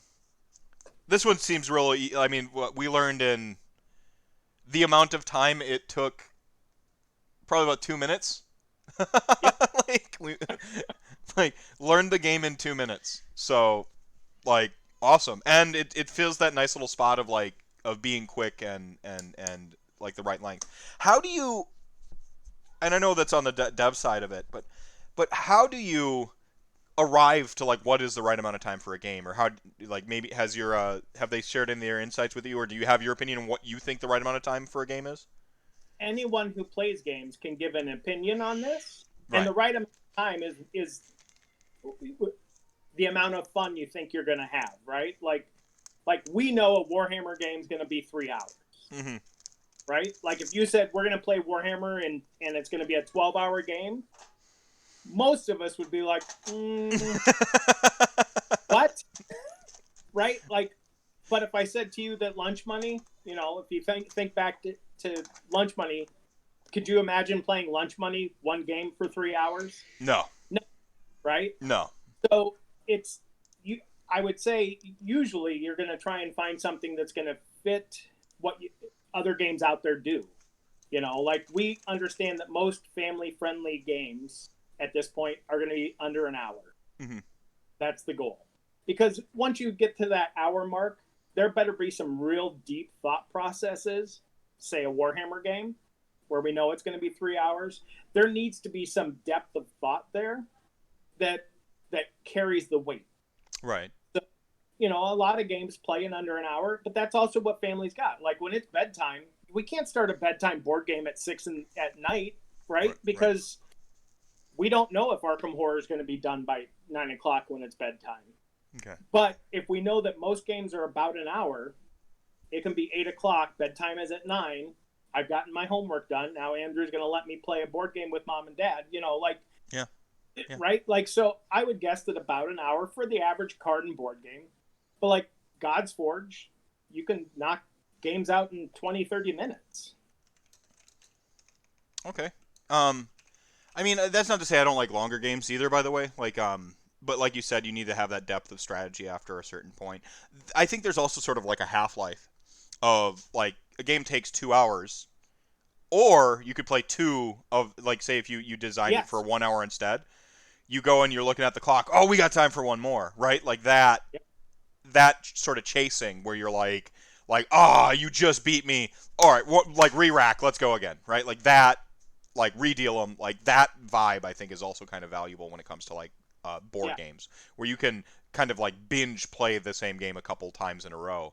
And there's got to be a good. This is way on dev process. This is why I don't design board games. That's got to be the dev process somewhere in there where they're like the addictability of like getting in that second game or third game as opposed to a longer first game, or you know that has to be something you think about, I'd imagine. Yeah, and the variability of play too, right? Like it's got to be exciting to play it again and again and again, or I don't want to. Reliant shows up. He's like, Travis, do you like Godsworn? I have a shelf full of it in my basement. No, that's a different game, Brad. God's Forge, it's a board game. You're thinking of the minis game that we just got. Yeah, I've got. For a fun. Where is this? I've got my little. Totally not Nurgle. Please don't sue us, GW. I got that in my Acon pack. I don't know where it is. It's somewhere. Yeah. But I also got. It's not a minis game. You probably don't have it. Love it though. Who is this coalition? These are the ones responsible for my misery. Let's see if I've got all the. We got Andrew. We got Ben's donations in. So we've got very little time left to get into your donations for that Atlas Games block. Again, that's 8 games. You remember all 8 of them? It was Once Upon a Time and Gloom, our 2 best-selling games. Cursed Court, God's Forge, the deluxe version of Cogs and Commissars, deluxe version of Gloom of Thrones. Was it a Witches of the Revolution? What else? Oh, and Never Bring a Knife. Oh, and Breakdancing Meeples. So not with Breakdancing Meeples and Never Bring a Knife. Right. Never Bring a Knife looks good. I saw you guys. Saw the Twitter feed light up with that a few probably several months ago now. January. Yeah. It's a really fun party game that came out right as the pandemic hit. Hey. Not a lot of groups of people getting together to play games. Although at Gen Con Online, which is next weekend, it starts Thursday, there's an app or a digital version of Never Bring a Knife I've gotten to try, and they are running some events for Gen Con. Highly recommend it. It is hilarious fun. We should definitely play it when we can go back to tournaments. Right on. Okay, cool. Yeah, I'm down. It's weird because I'm finding when I go to tournaments, I don't have enough time to do the other stuff I want to do at tournaments. So I just need to start getting there like the day early, like everyone else, I think, instead of like the night before. Well, but I mean, also I'm 50. Like when I'm done playing 3 games of Warhammer in a day, I'm wiped out. Yeah, true. We basically just took a math final for 9 hours. I'm done. My brain is just like, dude, drink some beer and go to bed. Right on. So the coalition, what they're talking about is extending the stretch goals because they fully expect to apparently get to 2K where I shave off my goatee. How close are 11:30 almost? Yeah, so let me check. At 11:30, we are at 1,368. So 1,368. Not the amount I was expecting to see. A tattoo might be in my future. I'll get a Nurgle tattoo with your Nagash tattoo. Really? Yeah. Oh. If I hit 1,500, you'll get a Nurgle tattoo. Yeah. Does it have to be? Does it have to be during this block? Not what? No, I can be whatever. I don't care. All right. I love Nurgle. All right. So I'm getting a Nagash tattoo on my wrist here. And you've heard it here. Travis Winter will get a Nurgle tattoo, and I hope, like me, I didn't run it past Molly initially because I was so skeptical it would even happen. I'm like, it's not gonna happen, and she's like, she just like, she just gave me the deadpan, and she's like, you did what? Like, it's charity fraud if I agree to it and I don't do it, right? Like, it's in writing. So you've heard it here. Travis will get a Nurgle tattoo. And then a matching Shadow Elves one on the other. There you go. Yeah. See, I was actually, I mean, it's not like a huge stretch because I was always going to get a Lateralis eye right here. It's just I never got around to doing it. So it's like, yeah, the thing I was never, was always at the back of my mind to maybe do, sacrifice the body for mental health. Sure. Let's go. So any of the Games Workshop development team is listening or watching this Twitch stream, I love Vince and Tom's idea that the Shadow Elves could be both Order and Chaos. 2 thumbs up for that idea, because I love my Chaos armies, but Dark Elves have always been my fave. Really? Man, Yeah. so you're a little bit like with like Bryce and Martin Orlando, who are just waiting for their high elves. Like you're kind of just waiting for your dark elves. And I've never cared for the Witch Elf models, so like the Daughters of Cain does not appeal to me. I want my Blackguard. That's what I want. I want Malarian and his elite warriors. Give it to me. Orlando. Gold faction. Yeah. So real quick, I'm checking what the coalition has meant, or has mentioned. So at 2K, I shaved my goatee, since we've had to kind of rearrange our priorities here. At 2.5K, they want a Rantcast episode where I and Chuck Moore do an album discography review of Britney Spears. What do you guys think in chat? Is that like enticing enough at 2.5K? And of course, Chuck has to agree to this. I'm not co-opting other people into my insanity here. Should be Tay-Tay. That was what I said to the coalition when they suggested it. I said it should be Tay-Tay. It should be Tay-Tay. But then the rebuttal I got was Chuck Moore should suffer, just like I will be suffering the whole time. Isn't it enough, though, that I am suffering the whole time, and he's super excited about Tay-Tay? Leave Britney alone. We are men of taste, and obviously they are not. Yeah, that's right, Relian. Yes, we already have to do the nut challenge, Paul Conti. That's already a lock, buddy. Sorry, rip taste buds.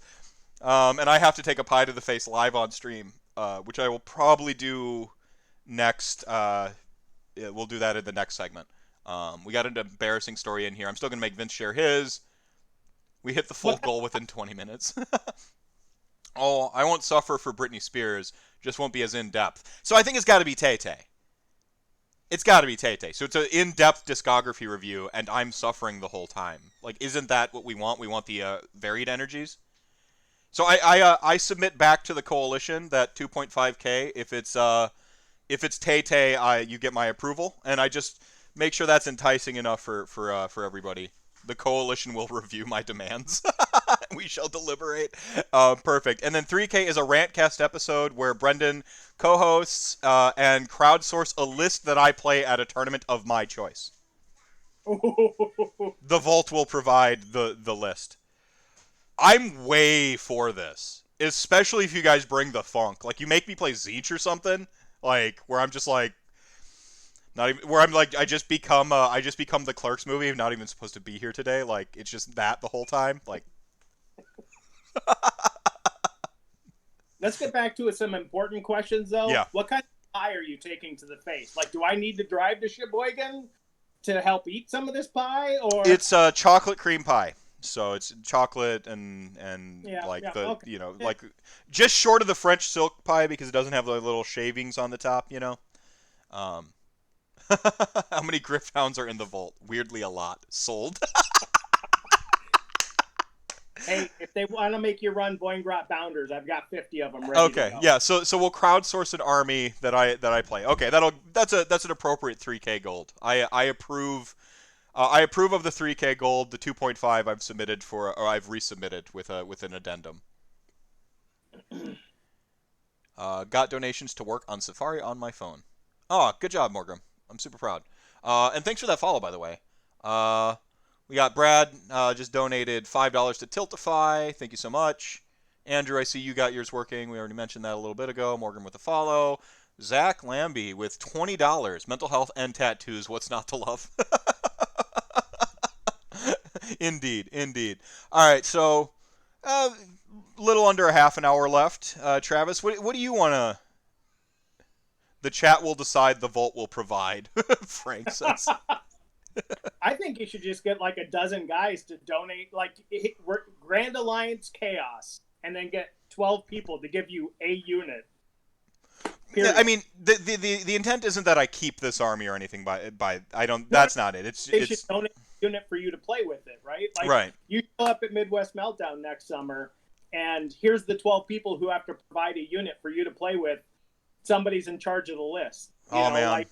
I'm going to pull a Bryce and go 4-1 with it, too.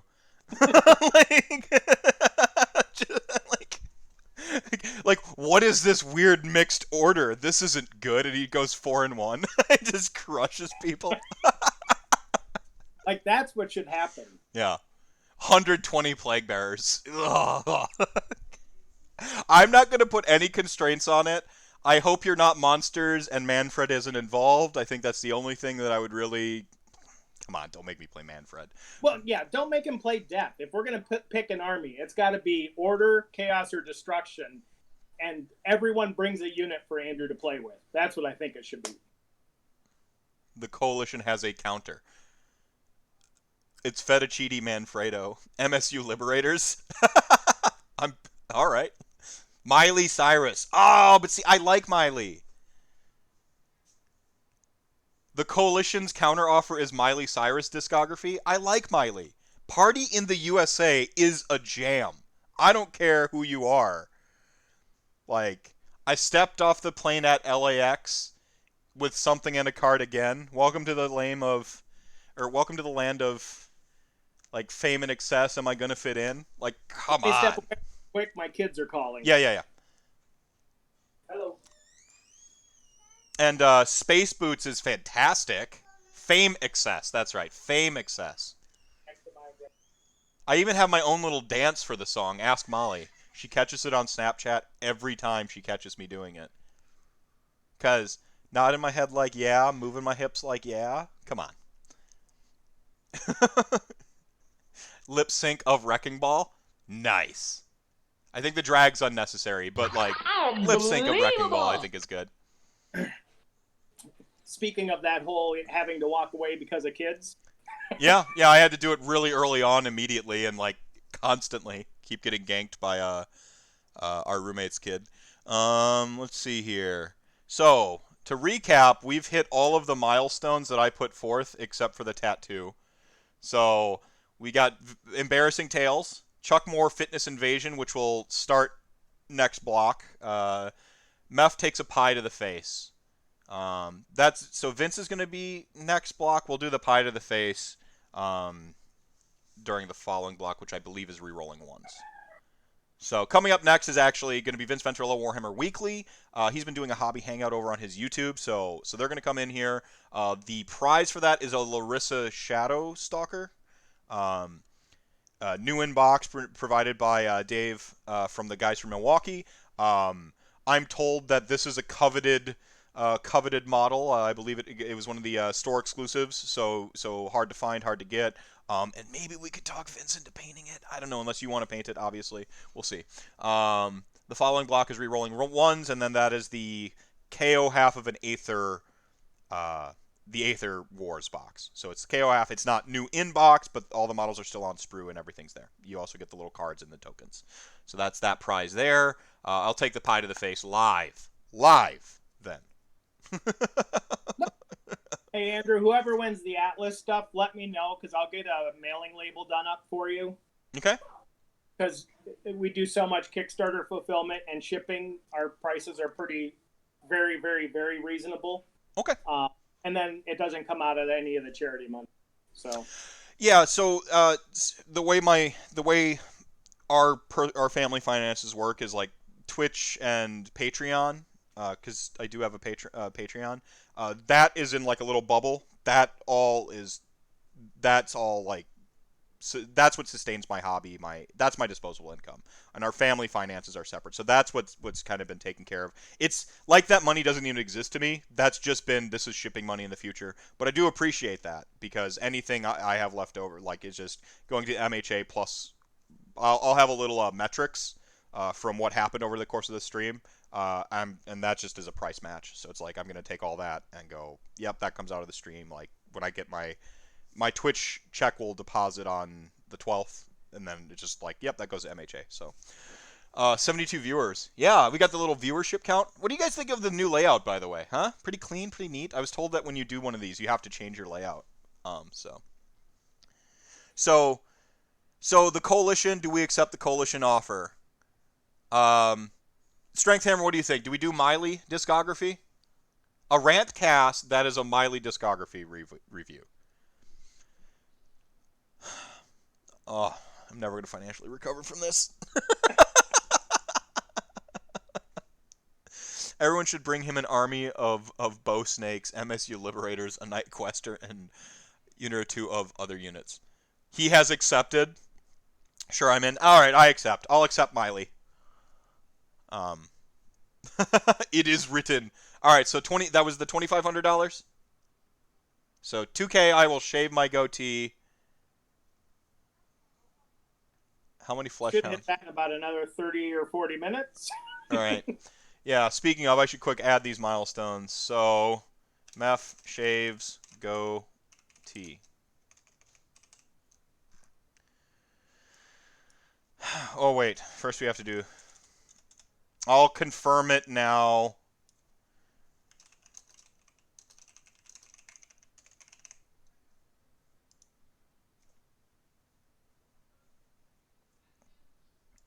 So, yep, tattoo, Meth shaves. Got to be careful not to type goat or like Meth shaves goat. That would be an entirely different thing.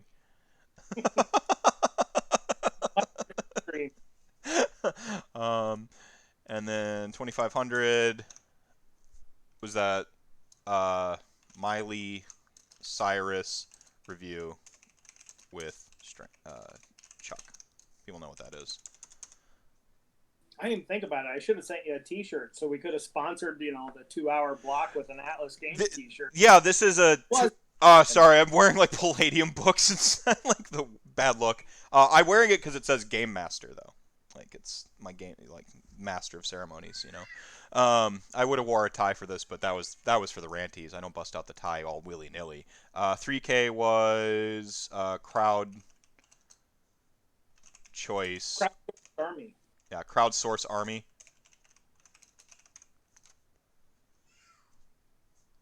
All right, the milestones have moved, everybody. You've already in the first block sponsored by Atlas Games, crushed every goal I set. Like legitimately, I came into this wanting to raise $1,000. You said it, Travis. You said you're gonna make your I'm getting you your goal in the first hour. I wanted it. And you did. We're at 1408. We're $92 shy of both of us getting tattoos for mental health. Yeah. I would. Anyway, I made it 11 years in the Army without one, and now I want some. So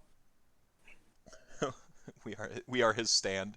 3K is Chat Gang Source Tournament Army. Chat Gang writes the list and you play it. Yep. The power of Chat Gang. Meph was legit concerned he wouldn't hit 1K. No, I really was. I was embarrassing story. The first tournament I ran and the only tournament I've run so far for Age of Sigmar had 4 people show up to it. Put in a good amount of effort. Heywoah helped me. We got trophies. We had pillows for soft scores, like little anime waifu pillows. And 4 people showed up. Christian, Dave, guys from Milwaukee, Dave. It was, and then the Ram checks, and it was like, you know, it. I understand what went wrong doing it at a convention. That, you know, respectable board game room. It's where my contacts were, where I could get a venue. It was super. You know, I still feel kind of like bad about it because it's like, but we switched to round robin. We like had a great time. 3 rounds, you know, round robin. Everyone played everybody, and it was, the tables looked great. We had people coming up and like asking about Warhammer, and I'd like to think on that day we had people get into Warhammer just by like this. It switched from being a tournament to an exhibition. You know, like this is like almost like an exhibition. And I was last night having like panic, like light, not full blown panic attacks, just like twinges of anxiety. I'm like, oh my god, I'm gonna fall short. No one's gonna watch. Like that little, it's gonna be the first AOS tournament all over again. And money gets raised at all the tournaments we go to with 40, 50, 60 guys. You know, like at Herner's tournaments with, you know, what, 40 guys there. They do a homeless or a home charity. Yeah. Right? Yeah. I mean, all the charities, you know, the Wapaka, Midwest Meltdown, we all donate. And I mean, everything that we, you know, like I work part-time at a game store, right? Literally everything in this shop is a want. None of it is a need. There is no milk, bread, and eggs in here. So we have extra income. Whether we think we do or not, we have disposable income. Well, nerds are really good at finding disposable income. I think that's the, like, we've been outspending you on cardboard and plastic since nerd was a thing. 50s, I think, is when the nomenclature arrived. But so since the 50s, nerds have been outspending you on plastic and cardboard. Like, get wrecked, casuals.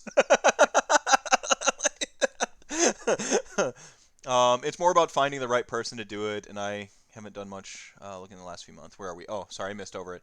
I've been thinking about getting Galmaraz on my arm for the last year. Yeah, I mean, artist and stuff. I mean, that $92 more in my reality is looking for an artist and stuff. Sean Benson, actually, Seanzor on Twitter, from American living in Australia, behind enemy lines in the Underdark. He drew up like a really, really cool design idea. I don't know if some of my mods here, if the coalition can share that image or point people to where that was tweeted out. But it looks pretty cool. Like that'll go here. It says deal with it. Like it could say Hand of Dust. It could say, you know, Mental Health America like, on it. We'll see. Yeah. But just unbelievable. Thank you so much for that follow there, Keith. Just a real quick recap. So Atlas Games sponsoring the gift for this block. Travis Winter sitting here with Thank me. you, everybody that's donated. Thank you very much. Thanks for watching. Yeah. I love my job at Atlas. It is so much fun to work for the company. It's amazing. Yeah, and we shattered all the milestones, so we had to invent new milestones. I apologize for cutting into your time doing that. But yeah, man, the support of there's something special about the Age of Sigmar community. I've talked to Vince about it a little bit, about, we've both been around gaming a very long time. He worked in gaming, obviously you work in gaming, and I've been in a member of a couple communities, from the fighter community, like Soul Calibur and Street Fighter predominantly. A little bit on the peripherals of the speedrun community, more as a support piece than an actual speedrunner, but I still have a lot of those contacts. This stream is actually modeled after Games Done Quick. And also for legal reasons, you have to do stuff a certain way. So, like, really using my time with Games Done Quick to have a template for doing something like this.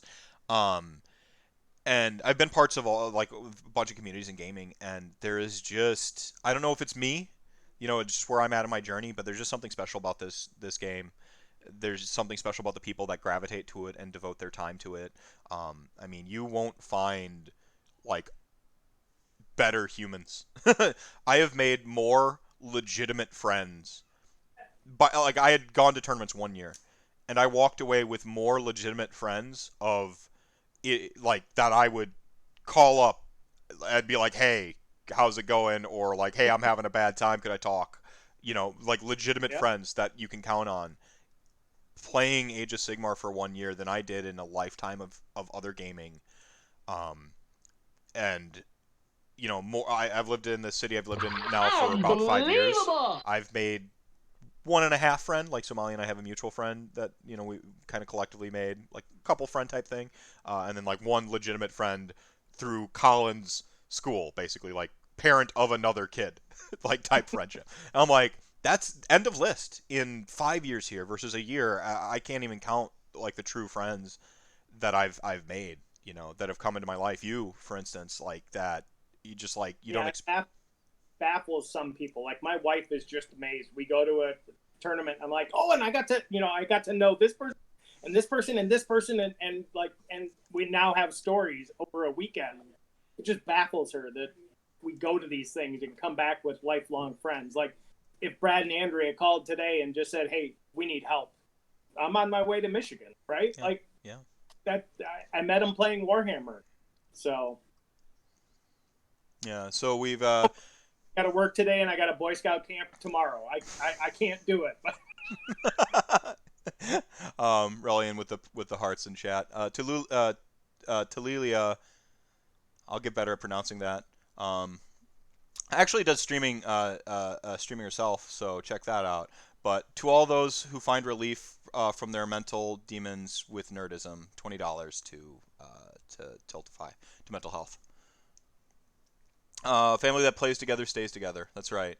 I know that this is broadly AOS, but stepping away to pick up my Indominus box from my FLGS, my son asked me to get it when the trailer dropped, so I could teach him 40K. Twist my arm. Trailer, amazing. Oh, like I started painting Space Wolves that day. Yeah. I'm getting rid of my Blood Angels, but if I jump in, the Necrons, as Vince called them, they got me. They got, like, AdMech were like, I want to own some of those models because they're cool, but I didn't want to play them. Does that make sense? Yep. Like, Necrons, I'm like, oh, I want to play that army. Like, like a completely different gear, where it's like all it would take is like my friends like twisting my arm, and then like they'd actually have to be like, come Andrew, come play Necrons, like here, like just play real quick. I'm like, I'm going to a teams tournament, and I just need I need a partner. Come play. I'd be like, fine. Like I'll actually do it. I'll consider it at all, as opposed to never even think about 40K whatsoever or care. So me, I have a negative amount of interest in 40K. For me to be that interested, I think it speaks volumes to the success I think they've had. And the people they're pulling in right now is the same people I see at Age of Sigmar tournaments. Like I'm genuinely excited. People that are excited for 40K right now. The number of people I've met that are getting into it as a new or coming back from, editions past, I'm excited to see that group. Morgan, well, next year there's going to be a Bear Other Arm and a Silent King. I don't know. I don't see myself taking the plunge into 40K. I'm still kind of like a one minis game kind of person, because if I have spare time, it goes to other stuff, and I just can't see me. I guess once I get all versions of my Ossiarch Bone Reapers painted, then I can transition into, then I'll have just absolute free time to just paint what I want, as opposed to, what I need to play. And then maybe we'll see. I don't know. Spare time usually goes to, writing or doing this stuff, OBR, make awesome Necron conversions. It's true. By the time I get OBR done, the vampires will be out. So nice try. Exactly, Frank. That's what I foresee happening. I traded a drum set for about 6K of Tyranids. I don't think I'll ever... Yeah. There. I'm sorry, what? Continue? That was a solid trade right there. Yeah. Drum set for Tyranids. Thanks for stopping by, Helgi. Helgi or Helgi? I'm sorry. You have the pronunciation guide in your Twitter, and we talk all the time on Facebook, and I'm a monster. I know. Wait, I think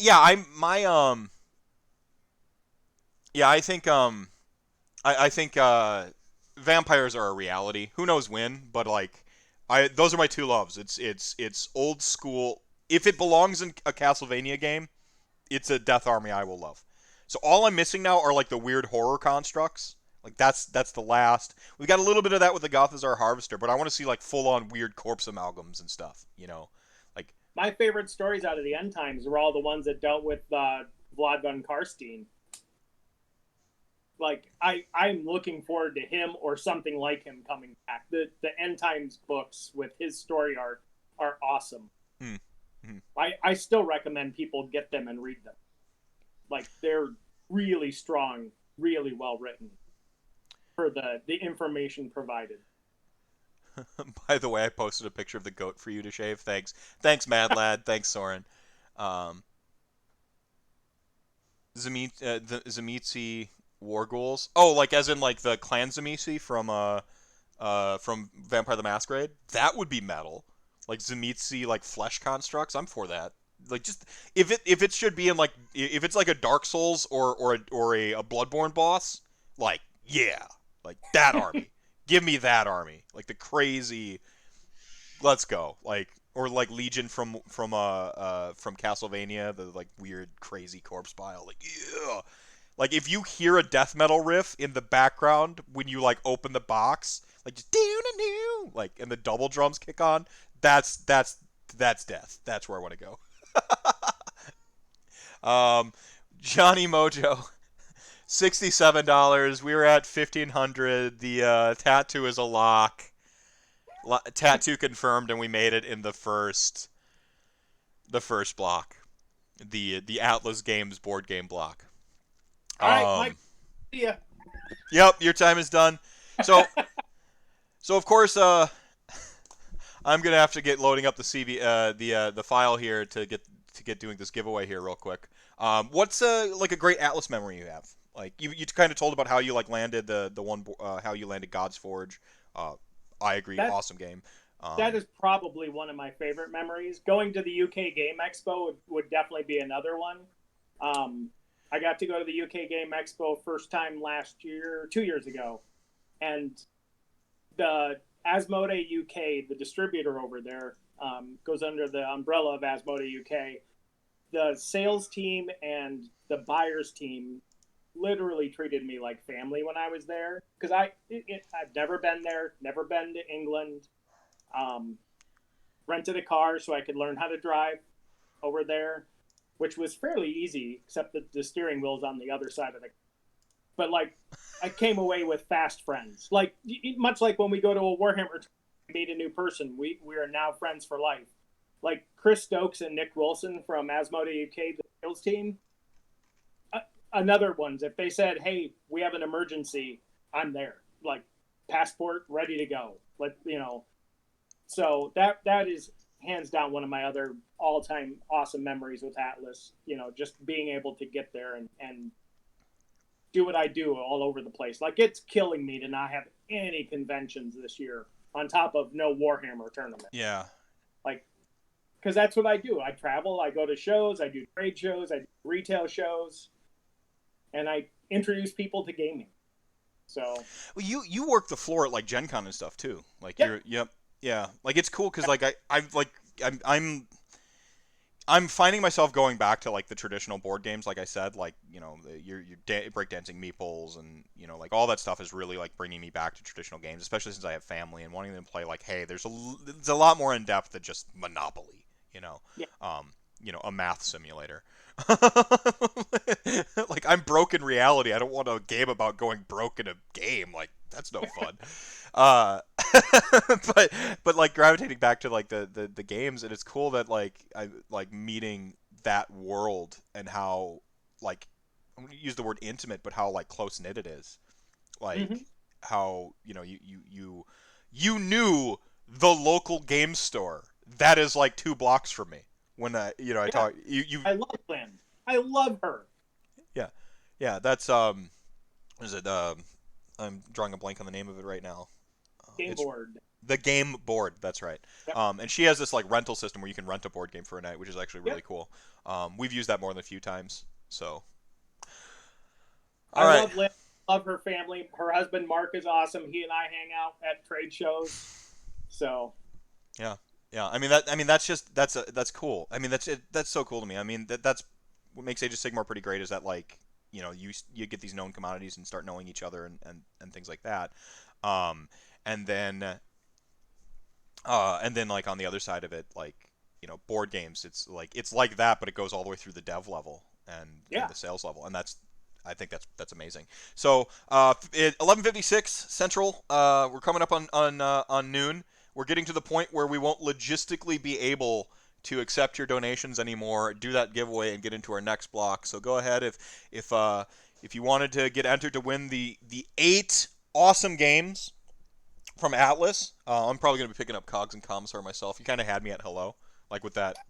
Like, oh my God, the inside art jokes is amazing. Yeah. Oh.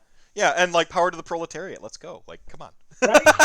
Unbelievable! Oh my God, listening to Kyla make those cards, she's like, I need to do this, and I need to sound Russian, and oh God, that was so fun to sit with her and listen to her work. Yeah, and that spark of genius you said when like just the win coming up with like the win condition and the win. So that's pretty awesome. Some of my favorite summers were spent demoing at conventions with Travis and Atlas. Such an incredible group of people. We'll be in and out all day because tiny family, but keep going. Yeah, and congratulations on Tiny Human. But again, your growing family there. Unbelievable! A lot of follows coming in. Catherine Emblems has donated 25 to Tiltify. Thank you from Michigan. Bears has donated. Did I do it right? I think I did it right.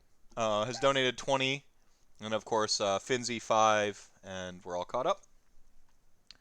So what did we get to just before 12 o'clock? What's our all right? Our total right now. So see if you get the high score, and it's going to be tough to beat. I'll reload my dashboard here. Vince can do it. You think so? 1570. All right.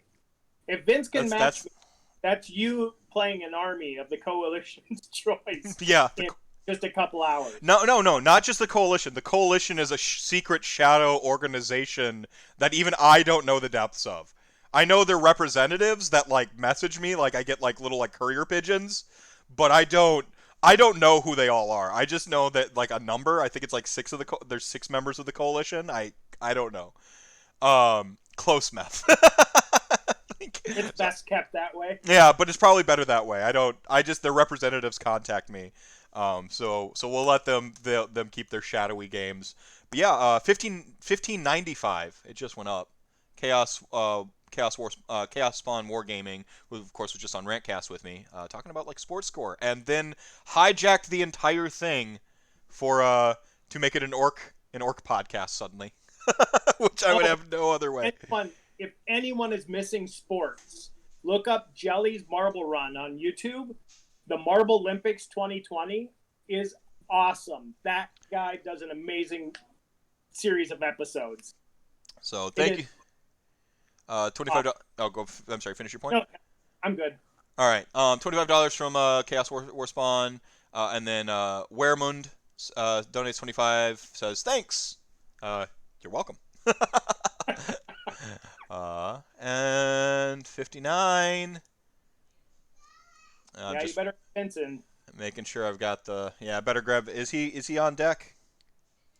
Let's see real quick. Yep, Vince Heywoah hanging out there. All right, Travis. Thank you so much. Quick. Say all the things. Talk about Atlas. All the things. I love you guys. Love my Age of Sigmar community. I love my Atlas community. I love all the gamers. Right. I don't care where they are and how they do it. Whether they develop it, whether they sell it, whether they buy it, whether they play it. Gamers are awesome. Right on, man. Thank you again so much for being a part of this. Thanks to Atlas Games for the fantastic lot. I mean, you started a great cause, great stream with a great prize from a great company, and it just look at where we are. So thank you so much. Couldn't have done this without you. And I hope I'm the last. Like, I hope I'm at the bottom of the donation pile, right? Like, I hope this is the smallest amount you make. Oh God. I'm like getting heart palpitations. I don't handle like generosity well. I'm just like you guys, you're blowing me away with this. This is amazing. All right, I'm gonna grab Vince. I'm gonna do the giveaway real quick, announce it, and then we'll go on with Vince's block. So thanks guys. See you around, brother. Bye.